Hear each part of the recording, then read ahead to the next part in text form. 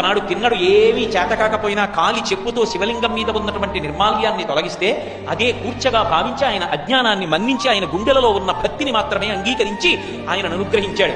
నోటిలో తెచ్చినటువంటి ఎంగిలి నీరు ఉమిస్తే అభిషేకంగా అంగీకరించాడు. కొరికి చూసి ఇది బాగుంది, మాంసం ముక్క రుచిగా ఉందని తీసుకొచ్చి అక్కడ పెట్టి తినమంటే మాంసం ముక్కని తీసుకుని నవిలి తిన్నాడు. మహానుభావుడు భక్తికి లొంగిపోయి తిన్నడిని అనుగ్రహించి శ్రీకాళహస్తి క్షేత్రంలో తాను కింద ఉండి పక్కన ఉన్నటువంటి పర్వత శిఖరం మీద భక్తుడైనటువంటి కన్నప్పని కూర్చోబెట్టాడు.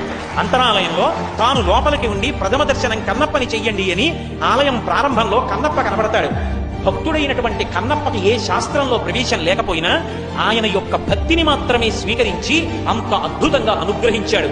అంతటి దయాశాలి, ఆయన లాంటి దయాశాలి లోకంలో కనబడడు. ఎంత చేతకాని వాడవనివ్వండి, ఎంత అసమర్థుడవనివ్వండి, భక్తితో ఇచ్చిన దాన్ని స్వీకరించి అనుగ్రహించడంలో ఆయనకు ఆయనే సాటి. అసలు పరమశివుడు ఇవ్వగలిగినట్టుగా ఇవ్వగలిగినటువంటి